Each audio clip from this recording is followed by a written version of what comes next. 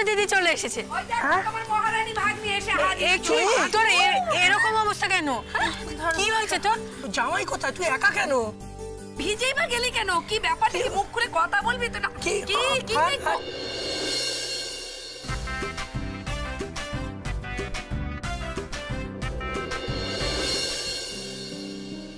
মেজ বৌমা, আদা রসুনটা বাটা হয়েছে? সব হয়ে গেছে জেঠিমণি, পোস্তটা বাটছি, ওটা হলেই হয়ে যাবে। মা কি শুনলাম, মেজবৌমা পোস্ত বাটছো?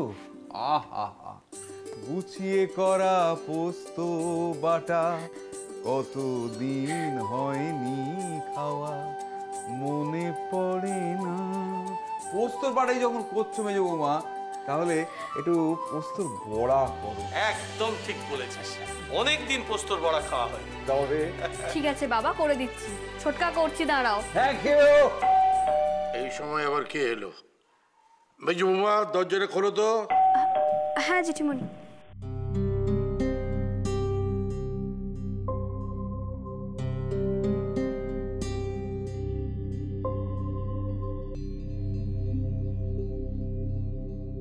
একিরে অর্জুন, তুই অসময়ে শরীর টরীর খারাপ নাকি? না বাবা, আসলে আমার অনেকগুলো ছুটি পাওনা ছিল তো, তাই আজ একটা হাফ ছুটি নিয়ে নিলাম। আবার দেখো মেজো বৌমা,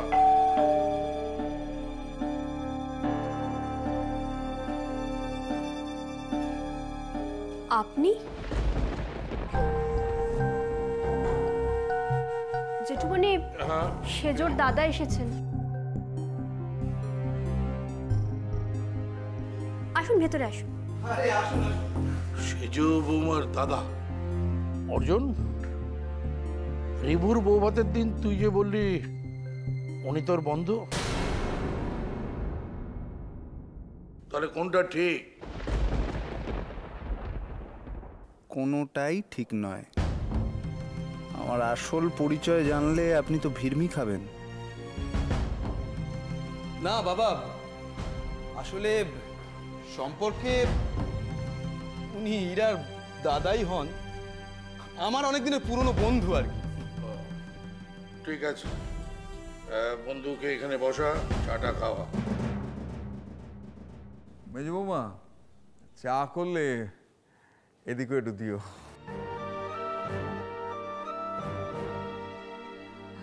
মেজ বৌমা, তুমি চায়ের আগে ওনাকে একটু জল মিষ্টি দাও। না না, আমায় কিচ্ছু দিতে হবে না। আমি আসলে বৌভাতের দিন এসেছিলাম, তখন তো আপনাদের সঙ্গে সেভাবে আলাপ হয়নি। এই এদিক দিয়ে যাচ্ছিলাম, ভাবলাম একটু গল্প করে যাই।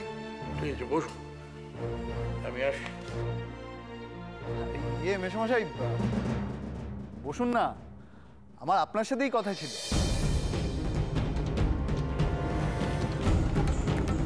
আমার সঙ্গে কথা?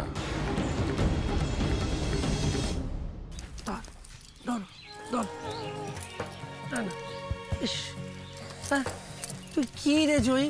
হ্যাঁ, কোথায়? আমি তোদের জন্য চিন্তা একবারে অস্থির হয়ে গেছি। তুই কোথায় কি কাণ্ড ঘটিয়ে এলি?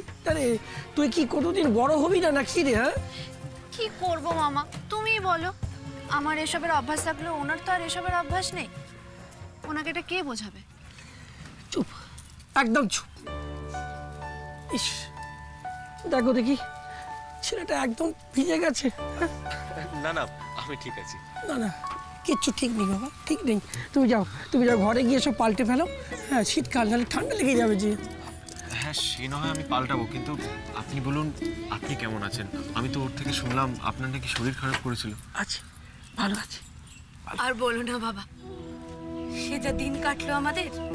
হঠাৎ করে মানুষটা কথা বলতে বলতে উঠোনে জমে মানুষের টানাটানি একেবারে। এই যায় কি সেই যায়। নেহাত ঠাকুরের অশেষ কৃপা। আর তুমি পাশে ছিলে বলে বাবা মানুষটাকে আমরা ঘরে ফিরিয়ে আনতে পেরেছি। আমি আবার কি করলাম? হ্যাঁ, তুমিই তো। তুমি যদি 10,000 টাকা চৈকে না দিতে,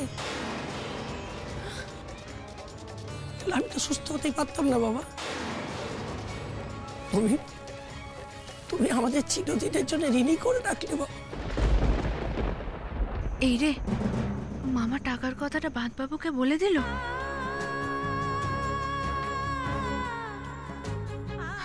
বাবলুকে কত করে বলে দিয়েছিলাম কাউকে না জানাতে, বাবলু বোধহয় ভুলে গেছে। উনি এবার আমার উপরে খুব রাগ করবেন, খুব অন্যায় করেছি। আমার ওনাকে সত্যিটা যে করেই হোক বলে দেওয়া উচিত ছিল। আমি তো জয়কে কোনো টাকা দিইনি, তাহলে এতগুলো টাকাও কোত্থেকে পেল?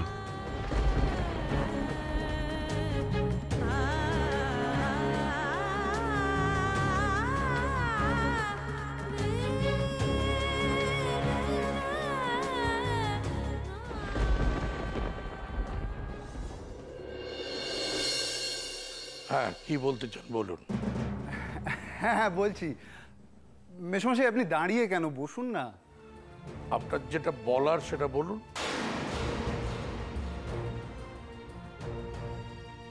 না মানে এই বাড়িটা তো আপনারই।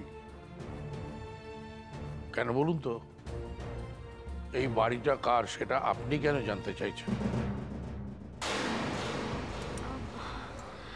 আরে ও এত ভ্যানতারা কেন করছে? যা বলার তাড়াতাড়ি বলে দিক না, তো বাবার এই প্রশ্ন তো জীবনও শেষ হবে না। সুকুমার, তোমার যেটা বলার আছে সেটা তুমি বাবাকে বলো। এই বাড়িটা আমাদের সকলের বাড়ি। এইটা খাসা বলেছিস অর্জুন, এই বাড়িটা আমাদের সকলের। এটা দাশগুপ্ত পরিবারের বাড়ি। উনি আমার খুব শ্বশুর, বৌভাতের দিন আলাপ করানো হয়নি। নমস্কার। হ্যাঁ, মানে আমারও কিরকম আপনার ঢোকার পর থেকে চেনা চেনা লাগছিল। এখন মনে পড়েছে ওই রিপুর বৌভাতেই তাহলে আপনাকে দেখেছিলাম। তা যা বলতে এসেছেন বলে ফেলুন।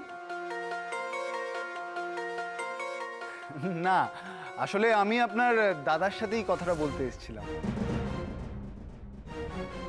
আচ্ছা, অনেকক্ষণ ধরে তো বলবো বলবো করছো, বলেই ফেলো না। হ্যাঁ, তোমার যা বলার আছে সেটা বলো, এত কিন্তু কিন্তু করছো কেন?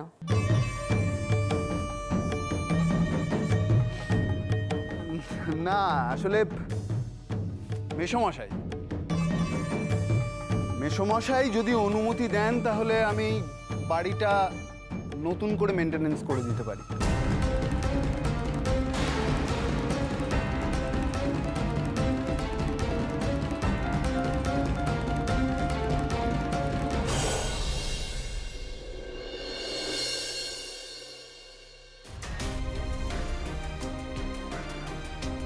তার মানে জহির লাইফে আমি কোনো ম্যাটারই করি না। ওর মামার চিকিৎসার জন্য 10,000 টাকা প্রয়োজন ছিল, সেটা একবার আমাকে জানালো না। কিভাবে পেলো, কোথায় পেলো টাকাটা সেটাও বললো না। আর বাবলু আমাদের বাড়ি গেল, ওর থেকে টাকা নিল, আমি সেটাও জানি না। কেন কেন জয়ী, কেন? কি হলো বাবা, কিছু বলছো? না না, এই দেখো তুমি এখনো ভিজে জামা কাপড় পরে দাঁড়িয়ে আছো, ছাড়ুনি কেন? ঠান্ডা লেগে যাবে যে, জানো তো গ্রামের ঠান্ডা কিন্তু শহরের থেকে অনেক বেশি। হ্যাঁ না না ঠিক আছে, আমি পাল্টে নিচ্ছি। হ্যাঁ পাল্টে নাও। আর শোনো, ওই খিদে পেয়েছে তো নাকি? হ্যাঁ, কোন সকালে বেরিয়েছো? তোমার মামির কিন্তু রান্না হয়ে গেছে। হ্যাঁ, গরম গরম খেয়ে নাও। দাঁড়াও আমি বলছি। কই গো শুনুন, বলছি আপনি একবার জয়কে ডেকে দিন না। সে হবে কোনি, আগে দুটি মুখে দিয়ে নাও, তারপর নয় হবে। না না, আপনি তার আগে একবার জয়কে ডেকে দিন। ও ঠিক আছে, দিচ্ছি। বাবলু রে, তো দিদিকে একবার ডেকে দে, জামাই ডাকছে। বাদবাবু বোধহয় আমার ওপর রেগেই ভেতরে চলে গেলেন। অবশ্য রাগ করাটাই তো স্বাভাবিক। আমি তো সত্যি বড্ড অন্যায় করে ফেলেছি। কেন যে আসার সময়তেই ওনাকে সব বলে দিলাম না? ওনাকে এখন যদি সব বলতে গেলে উনি না শোনেন, ওনার রাগ ভাঙাবো কি করে কে জানে। এই কি রে, হ্যাঁ মুখ পুরি মেয়ে ভিজে শাড়ি পরে দাঁড়িয়ে রয়েছে, দেখো। এরপর জ্বর বাঁধাবি না, আরো কাজ বাড়বে। যা ঘরে যা, গিয়ে শাড়িটা ছেড়ে আয়। তোকে কিন্তু আর পারি না জয়ী। ও বিয়ে হয়ে গেল তারপরেও আর দিদি রিভুতে তোকে ডাকছে। ওরে বাবা, ভাতবাবু ডাকছেন। আজ আমার কপালে যে কি নাচছে কে জানে। না না, ডাকছেন যখন তাড়াতাড়ি যাই, তা না হলে আরো রেগে যাবেন।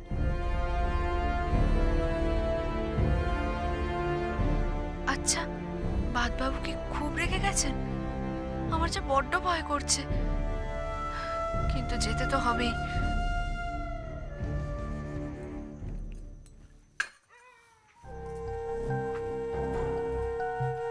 ব্যাপারটা কি? ওদিকে টাকা দেবার নাম শুনেই জামাইয়ের মুখ ভার হয়ে গেল। এই মেয়ে আবার এই ভিজে শাড়ি পরে এখানে দাঁড়িয়ে কি কথা ভাবছে? দুটোর মধ্যে কিছু একটা হয়েছে নিশ্চয়ই। কি হয়েছে আমাকে তো জানতেই হবে। মেইনটেনেন্স? তার মানে আপনি রিপেয়ার করতে চান? কিন্তু এই বাড়িতে তেমন কোনো তো ফাটল টাটল ধরেনি। হ্যাঁ, বাইরের দিকে একটু রং করার দরকার আছে, সেটা করলে ভালো হয়। হ্যাঁ, আমাদের বাড়ি তখন ঠিকই আছে, অকারণ টাকা পয়সা খরচা করার কোনো দরকারই নেই।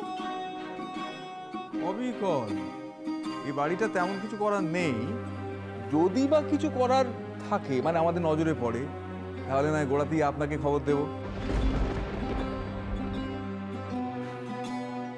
না না না মেসমশাই, আসলে আমি সেই মেনটেনেন্সের কথা বলছিই না।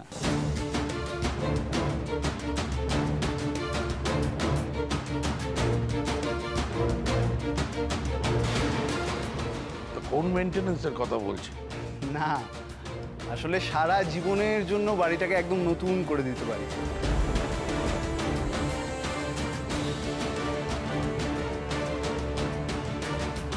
তাও আবার বিনা ইনভেস্টমেন্টে।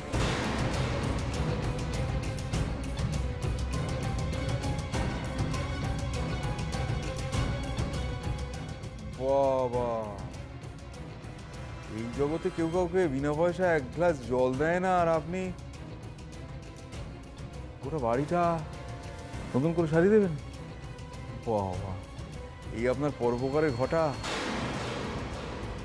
এইভাবে পরোপকার করতে থাকলে আপনি তো অচিরেই পথে বসবেন মশাই। ছোটকা, এখন তোমার এই সমস্ত কথা না বললেই নয়। ও কি বলতে এসেছে সেটা আগে শোনো না। আসলে আপনারা হয়তো জানেন না, আমি ওই টুকটাক বিল্ডিং কনস্ট্রাকশনের কাজ করি।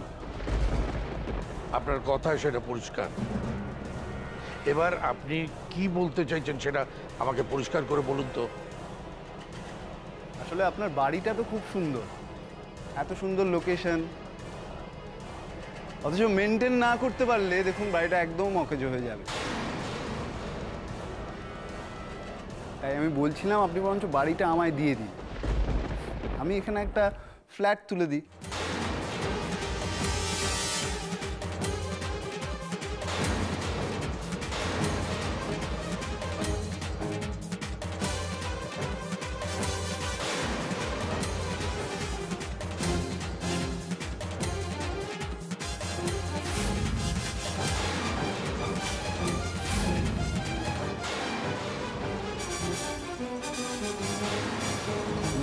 আমার প্রপোজালটা শুনুন, আপনার সব কথা আমার শোনা হয়ে গেছে।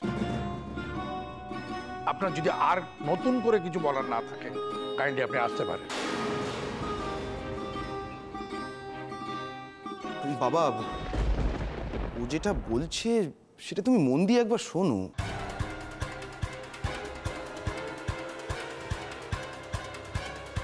ওর প্রপোজালটা তো খারাপ নয়, সত্যি তো এই বাড়িটার অনেক বয়স হয়েছে, এটা তো বদল দরকার নাকি?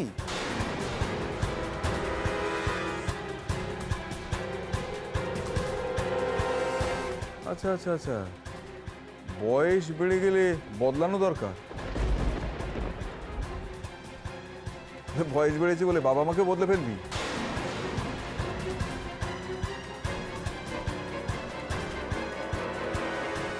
এই লোকটা তো দেখছি আমার পাকা ধানে মই দিতে চাইছে। না না, সেটা তো হতে দেওয়া যায় না। না না, আপনি ভুল বুঝছেন। বদল বলতে ও যেটা বলতে চাইছে সেটা হচ্ছে জমিটা একই থাকবে, শুধু বাড়িটার জায়গায় একটা নতুন ফ্ল্যাট উঠবে। আমি যতদিন বেঁচে আছি ততদিন পর্যন্ত এই বাড়ি জমি কোনো কিছু বিক্রি হবে না। এই বাড়ির কনস্ট্রাকশন যেরকম আছে সেরকমই থাকবে, পাল্টাবে না।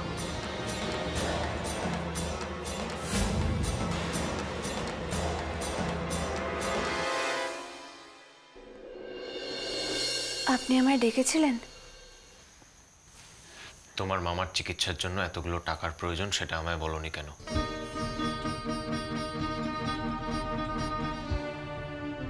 কি হলো, চুপ করে আছো কেন?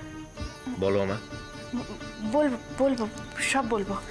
তার আগে আপনি আপনার ভেজা জামা কাপড়গুলো ছেড়ে নিন। হ্যাঁ, দাঁড়ান, না হলে আপনার জ্বর এসে যাবে। এই নিন। একদম দরদ দেখাবে না আমায়। তুমি কি ভাবো আমাকে? আমি পর, আমি তো বাইরের লোক, আমি বাইরের লোক, এটাই তো তুমি আমায় ভাবো, তাই না? আমি জানি তুমি আমায় বিয়ে করতে চাওনি, রাজি ছিলে না, কিন্তু আমি কোনোদিনও এটা ভাবিনি যে আমি তোমার কাছে এতটা অসহ্যের কারণ। না না, আপনি ভুল বুঝছেন। আমি তো আপনাকে। কি আপনাকে? চুপ করে গেলে কেন? বললে না তো?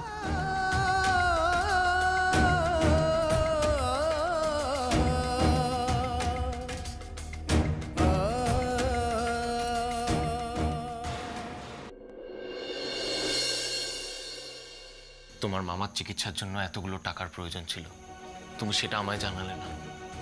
এতগুলো টাকা কোথা থেকে পেলে, কি করলে, আমি কিচ্ছু জানি না।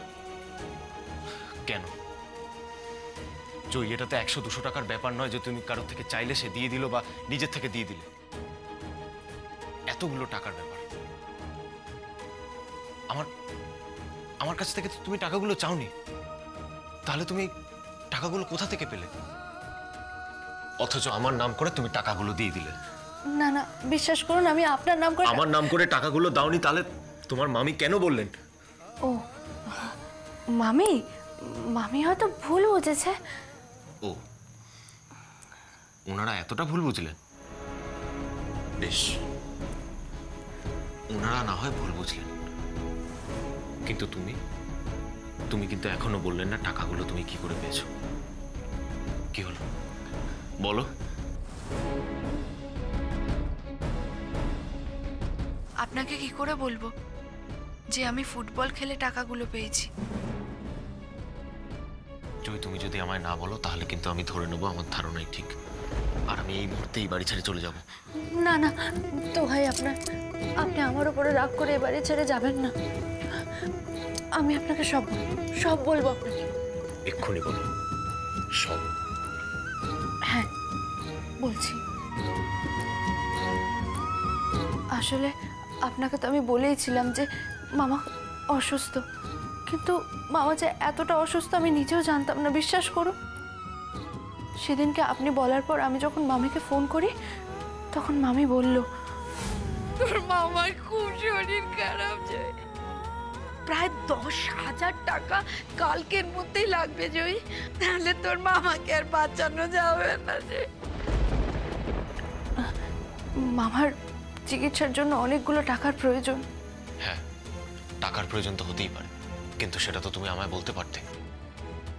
বিশ্বাস করুন, বলতে গিয়েছিলাম, কিন্তু শুনলাম বাবা আপনাকে বলছিলেন যে বিয়ের জন্য তুই যে টাকাটা ধার করেছিস সেই টাকাটা তোকে শোধ করতে হবে। ওই মেয়েটাকে দিয়ে, মানে তোর বউকে দিয়ে যদি ওরা ধারটা চায় তখন কিন্তু টাকা দিস না। আপনার বিয়ের জন্য অনেক ধার, তাই আমি আর আপনাকে টাকা নিয়ে কোনো কথা বলিনি। বিশ্বাস করুন, আপনাকে টাকা নিয়ে না কথা বলার এই একটাই কারণ। ঠিক আছে, আমাকে না বলার কারণটা আমি বুঝলাম, কিন্তু অতগুলো টাকা ওগুলো তুমি কোত্থেকে পেলে? সেটা কিন্তু এখনো তুমি আমায় বললে না।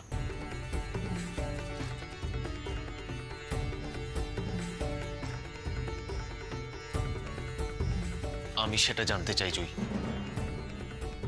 বলো কোত্থেকে অতগুলো টাকা জোগাড় করলে, বলো, নাহলে কিন্তু আমি এক্ষুনি বাড়ি থেকে বেরিয়ে যাব। কি হলো, চুপ করে কেন আছো? বলো, এতগুলো টাকা তুমি কি করে পেলে? কি হলো, বললে না তো টাকাগুলো কোত্থেকে পেলে? বলো আমায়। ফুটবল খেলে।